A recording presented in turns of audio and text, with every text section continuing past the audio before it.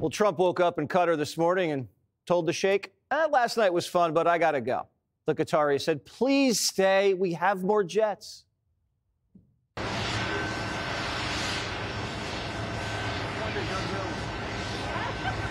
comes the flyover.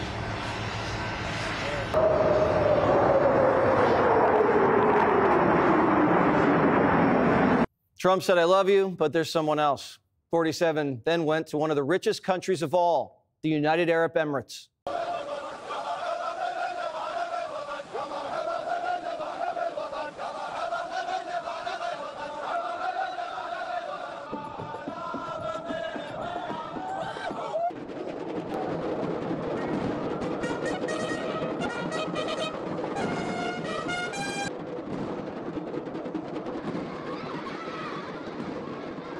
For the first time in history, Abu Dhabi closed its biggest mosque so Trump could get a private tour. Out of respect, President Trump took his shoes off to walk on the largest handmade carpet in the world. He told reporters he was taken by how beautiful the mosque was. He said, this is an incredible culture, pure white marble as far as you could see. Then 47 went to the royal palace, where he got a hero's welcome.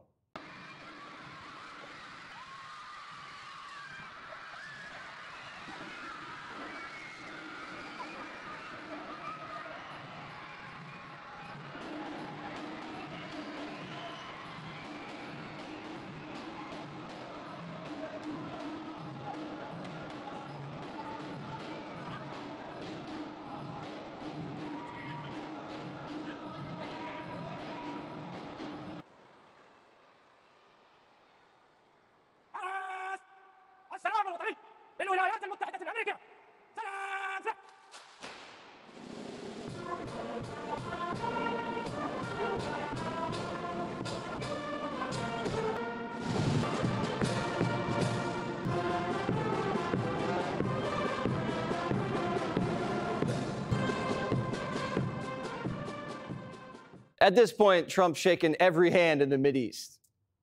I shook more hands than any human being is capable of doing. That was a long deal, and they were big people. But they were starving for love, because our country didn't give them love. They gave them a fist bump. Remember the fist bump? Trump's wrist got so tired from shaking hands, he let Lutnick sign the deal. Better be a good deal. It's gonna be good.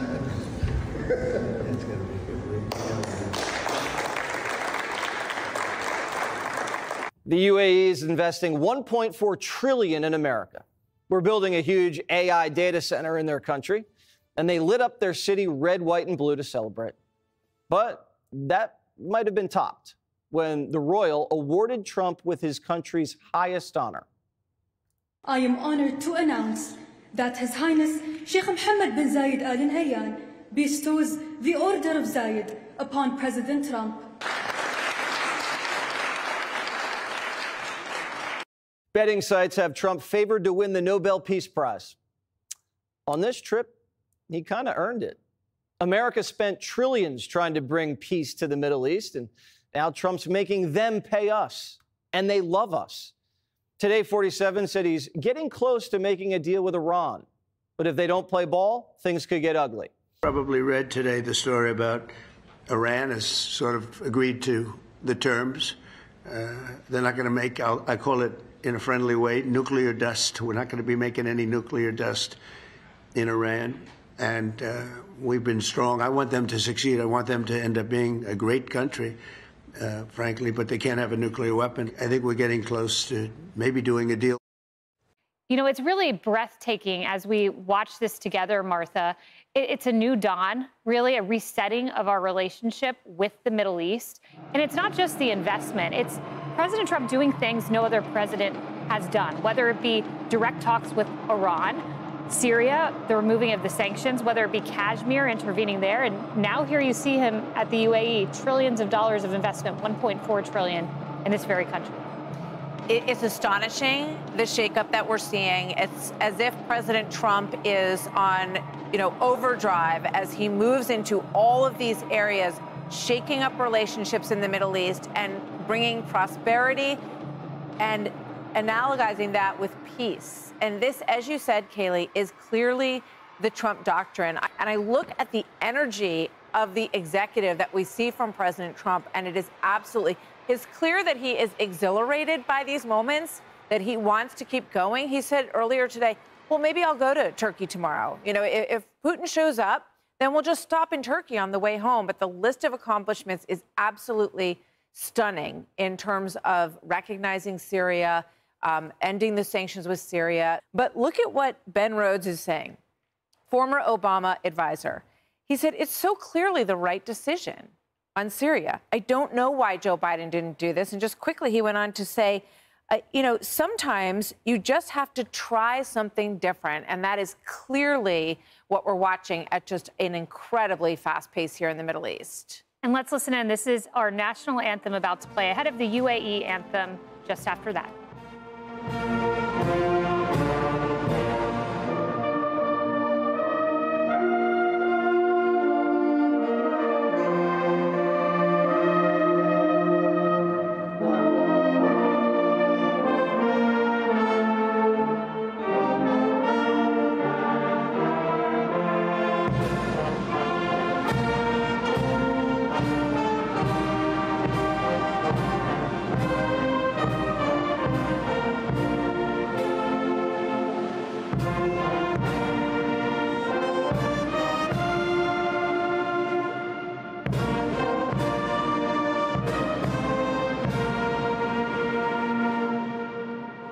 Martha said, I think, was very important. She talked about Ben Rhodes, and she talked about some of the Biden administration assessments of this trip.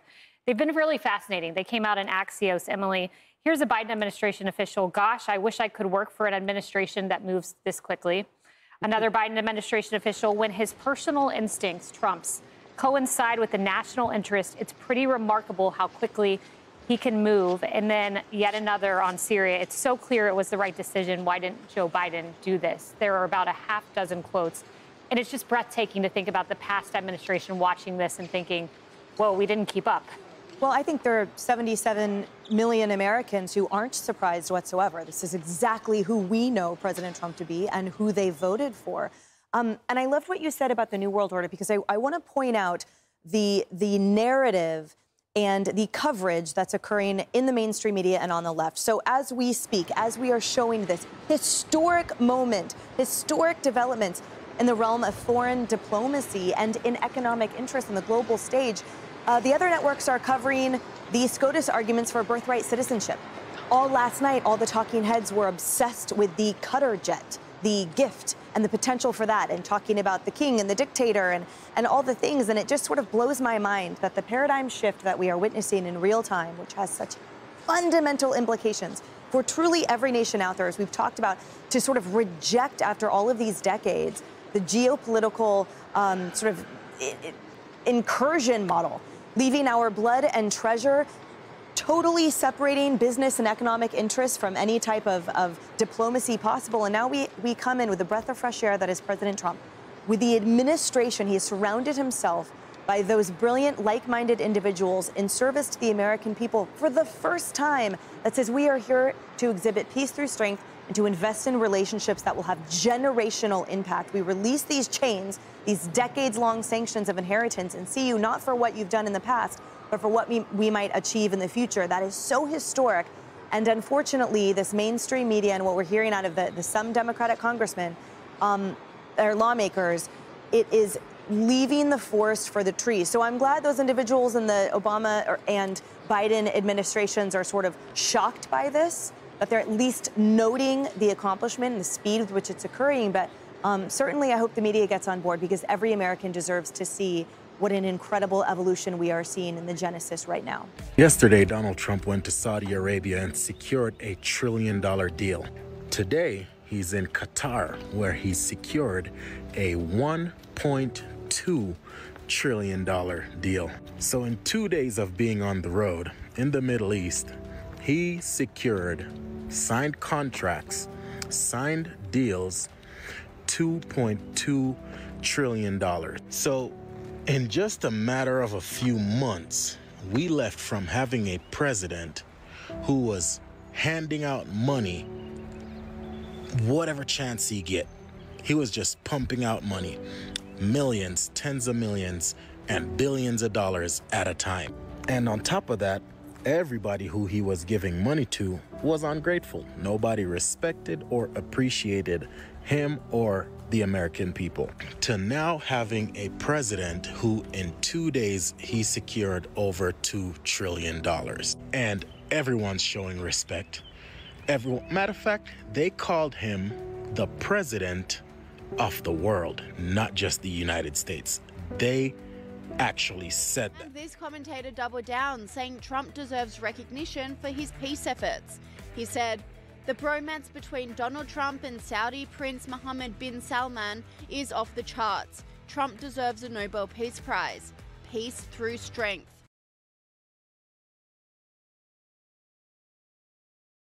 Bestow. The university bestows honorary degrees on those who have made great contributions to society. Sanction. The country imposed economic sanctions on its neighbor for violating international law. Astonishing. It was astonishing to see how quickly the wildfire spread through the forest. Exhilarated. She felt exhilarated after completing her first marathon. Stunning. The view from the top of the mountain was absolutely stunning. Assessments. The teacher provided detailed assessments of each student's performance. Leaving the forest for the trees. By focusing only on minor issues, the manager was leaving the forest for the trees. Coincide. Her vacation plans coincide with the national holiday, which is perfect. Realm. His expertise lies in the realm of artificial intelligence. Like-minded.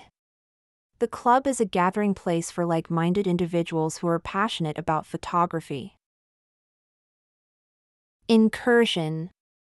There was an incursion of enemy forces across the border last night.